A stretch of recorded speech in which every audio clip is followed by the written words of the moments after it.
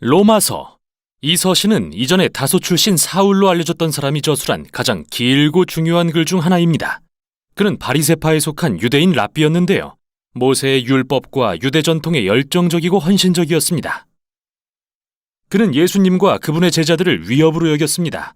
그런데 어느 날 그는 부활하신 예수님과의 극적인 만남을 통해 이방인을 위한 사도로 세워집니다. 비유대인을 위한 예수님의 공식 대표가 된 것이죠.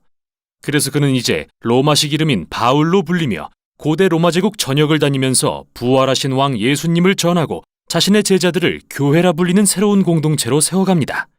바울은 때때로 이들 새로운 예수 공동체에 서신을 보내 그들의 믿음이 자라도록 돕고 질문에 답을 해줬는데요. 로마서는 이러한 서신 중 하나로서 실은 그가 사도가 되고 꽤 나중에 기록되었죠. 우리는 이미 사도행전을 통해 로마 교회가 세워진 지 시간이 꽤 지났고 유대인과 이방인 그리스도인들로 이루어져 있는 것을 압니다. 그러나 한때 글라우디오 황제가 모든 유대인을 로마에서 추방했다가 약 5년 후에 다시 돌아올 수 있도록 허락한 적이 있습니다. 이때 돌아온 유대인 그리스도인들은 그 사이 로마 교회의 관습과 관행이 매우 비유대화되었다는 걸 발견합니다. 이로 인해 많은 갈등이 일어났고 바울이 이 서신을 쓸 때는 이미 분열되어 있었죠. 그들은 예수님을 따르는 방식에 대해 의견이 달랐는데 이방인 그리스도인도 안식일과 유대 음식법을 지키고 할례를 받아야 하는지를 논쟁하고 있었습니다. 그래서 바울은 몇 가지 목적을 이루고자 이 서신을 썼습니다. 그는 현실적인 이유에서 분열된 이 교회가 하나 되기를 바랐습니다. 그의 소망은 로마 교회를 중심 무대로 삼아 더 멀리 서쪽 끝 스페인까지 가는 그의 사명을 이루는 것이었는데요. 이런 상황은 바울이 그들에게 복음, 즉 그가 선포하는 예수님의 삶과 죽음과 부활에 대한 기쁜 소식을 최대한 자세히 설명하게 하는 동기가 되죠. 이 서신은 4개의 주요 단락으로 나뉘는 동시에 복음을 설명하는 길고 유려한 한 편의 글이기도 합니다. 바울이 말하는 복음은 먼저 하나님의 의를 드러내고 새로운 인류를 만들어 이스라엘에 주신 하나님의 언약을 성취합니다. 그래서 이 복음은 교회를 하나 되게 할 것입니다. 이 영상에서는 우선 1장부터 4장까지를 살펴보겠습니다. 바울은 서두에서 자신을 복음을 위해 하나님께 선택받은 사도, 즉 죽음에서 부활하신 하나님의 아들이자 열방의 왕이신 예수님이 이스라엘의 메시아이심을 전하는 자라고 소개합니다. 이제 예수님은 온 인류를 그분의 사랑의 통치로 초대하십니다. 바울은 왕이신 예수님에 대한 이 복음이 모든 믿는 사람을 구원하시는 하나님의 능력이자 하나님의 의를 나타낸다고 말합니다. 여기서 의란 바울이 중시한 구약의 개념으로서 하나님의 성품을 설명합니다. 그분은 항상 공정하고 옳고 선한 일을 하실 뿐 아니라 신실하셔서 당신의 약속을 지키십니다. 바울은 예수님의 이야기가 하나님이 어떻게 이 둘을 행하셨는지 증명한다고 합니다. 어떻게요? 먼저 그는 창세기 3장부터 11장을 창의적으로 재조명한 긴 글로 시작합니다. 그리고 어떻게 모든 이방 민족이 죄와 이기심이라는 악순환의 덫에 갇히게 됐는지 보여줍니다. 바울은 인간의 마음과 생각이 타락했다고 말합니다. 우리는 하나님을 외면하고 우상 숭배를 용인했습니다. 즉 피조물로부터 궁극적인 의미를 찾으려 했고 하나님이 아닌 것들에 최고의 충성을 바쳤다는 말입니다. 이는 인간성의 왜곡과 파괴적인 행동의 결과를 낳습니다. 그래서 결국 인간은 공정하고 의로우신 하나님 앞에 유죄 판결을 받고 말죠. 이에 대해 유대인들은 이렇게 말할지도 모릅니다. 하나님이 저들로부터 우리 민족을 선택해 주셔서 다행이야. 이집트 노예였던 우리를 구해주셨고 안식일과 음식법과 할례 같은 토라의 율법도 주셨잖아. 이 모든 게 하나님의 거룩한 백성으로 사는 방법을 보여주고 있는 거라고. 그러나 바울은 속단하지 말라고 합니다.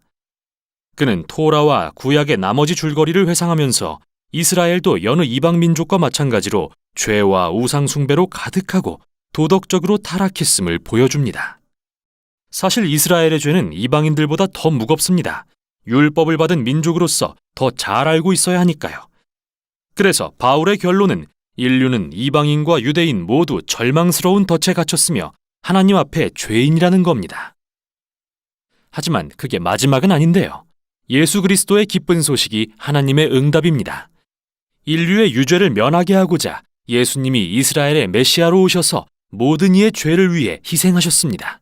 세상에서 우리가 야기한 고통과 죄와 죽음에 마땅한 모든 결과를 예수님이 우리를 대신해 짊어지셨습니다.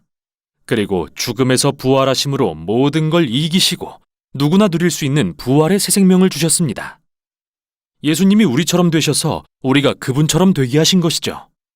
바울은 이게 하나님이 예수님을 믿는 모든 사람을 의롭게 하시는 방법이라고 말합니다. 여기서 칭의란 바울이 중시한 또 다른 구약의 개념으로서 하나님의 의와 관련이 있는데요. 의롭다고 선언하신다는 의미입니다. 예수님이 우리를 대신해 이루신 일 때문에 우리는 새로운 신분을 얻습니다. 하나님은 정죄하시는 대신 그분과의 올바른 관계가 회복되었고 죄가 용서됐다고 선언하십니다. 칭의의 결과 새로운 가족이 됩니다. 예수님을 믿는 사람은 하나님의 언약 백성의 일원이 됩니다. 또한 새로운 미래가 열립니다. 하나님의 은혜로 변화된 인생의 여정이 시작됩니다. 그러므로 칭의에 관한 이 모든 것은 믿음으로 그리스도 안에 있는 자들에게 주시는 하나님의 선물입니다. 이제 4장에서 바울은 이 모든 사실이 하나님의 언약 백성의 일원이 된 자들에게 얼마나 엄청난 의미를 지니는지 설명합니다.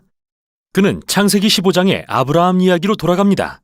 아브라함은 이스라엘이 토라의 율법을 받기 전에 하나님께 의롭다는 인정을 받았습니다. 어떻게 그랬을까요? 하나님은 아브라함을 하나님의 복을 받을 많은 민족의 조상으로 세우겠다고 약속하셨습니다. 그러나 그와 그의 아내 사라는 나이가 너무 많아서 절대 아기를 가질 수 없었죠. 그럼에도 불구하고 절대적인 믿음으로 그분의 약속을 신뢰한 아브라함을 하나님은 의롭게 여기셨습니다. 바울은 아브라함이 이로써 하나님의 새 언약 백성의 조상이 되었고 이들은 전 세계로 퍼져나가고 있다고 말합니다. 유대인과 이방인으로 구성된 이들 모두는 아브라함에게 주신 하나님의 약속을 성취하신 예수 그리스도를 믿습니다. 그럼 잠시 멈춰서 1장부터 4장까지의 요지를 정리해 봅시다. 이게 바로 로마서의 나머지 부분을 이해하는 기초가 되기 때문이죠. 인류는 절망적인 죄의 덫에 갇혀 있으며 구원이 필요합니다. 하지만 그 구원은 토라의 율법을 지키려고 노력함으로써 얻어질 수 없습니다. 도리어 하나님이 그분의 의로우심 때문에 예수님의 죽음과 부활을 통해 세상을 구원하신 것입니다. 믿음에 기초한 새 언약 백성, 즉 다민족으로 구성된 아브라함의 가족을 만드시기 위해서 말이죠. 계속해서 바울은 이 새로운 가족이 어떻게 그들을 완전히 새로운 삶의 방식으로 초대하는 훨씬 큰 무언가의 일부인지 설명할 텐데요. 지금까지 살펴본 1장부터 4장의 요지가 모든 내용의 기초가 된다는 사실을 기억하시길 바랍니다.